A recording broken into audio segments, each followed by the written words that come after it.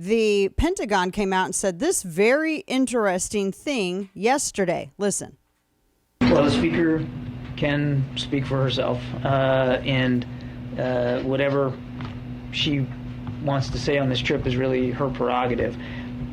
That's why it was so important for me in my opening comments, Kelly, to make clear what this administration's policy is with respect to the One China One China policy, as well as not wanting to see cross-strait tensions resolved by any other than peaceful means, and the fact that we don't support Taiwan independence. It was important for me to lay that down right at the outset. That's all. They don't support Taiwan independence, which is really weird because, I mean, we talked about this with Stephen Yates yesterday, and if you haven't checked out our discussion on that, you definitely need to, because there's always been this strategic ambiguity that even Republican administrations have actually done, which is, frustrating to say the least. There's always been this strategic ambiguity.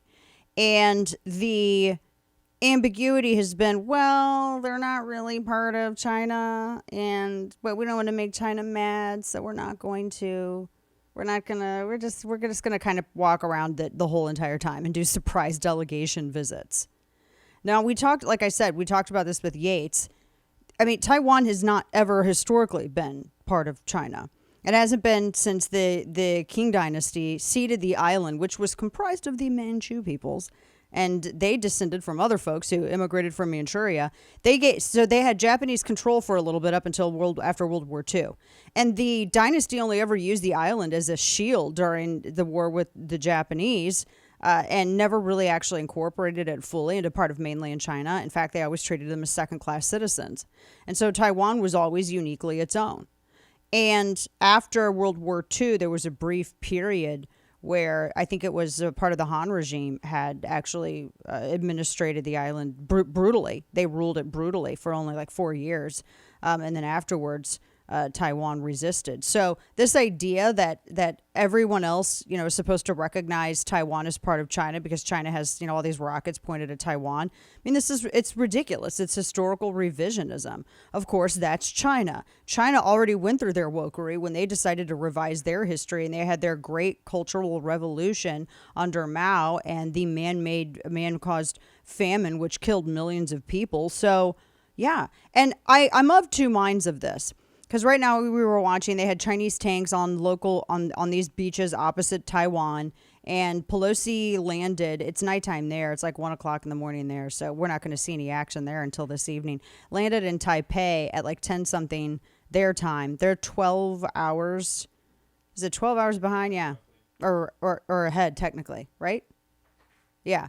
So they landed. It's nighttime over there. She's already apparently, I think, staying at a hotel there in Taipei. And then she's expected, nobody knows because it's not official, to meet with the leader of Taiwan. So Beijing has been saber rattling and saying all this stuff. World War III was trending on Twitter. And Pelosi issued a statement in part which read that her congressional delegation's visit to Taiwan honors America's unwavering commitment to supporting Taiwan's vibrant democracy.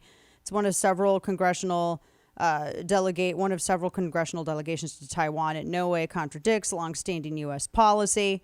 So the longstanding policy has always been this strategic ambiguity. The Taiwan Relations Act, which Yates mentioned yesterday, there is some support that is to be provided Taiwan, but it's always, again, it's strategic ambiguity. This, I was reading this piece earlier, and I'm going to link this in your prep email, and I agree with it and I don't agree with it, because it starts off, because I'm of two minds of this. Neither of those minds recognizes Taiwan as being part of China.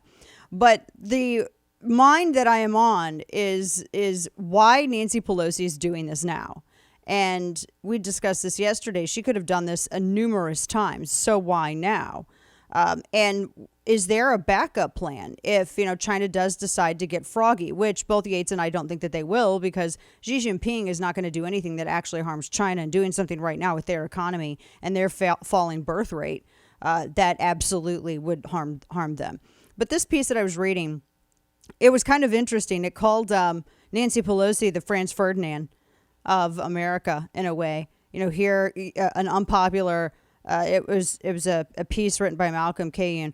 An unpopular doddering octogenarian auditioning for the role of America's Franz Ferdinand. And meanwhile, America, like Austria-Hungary before it, seems to have entered a period of decadence as it lurches toward a war it does not want to fight and has no guarantee of winning.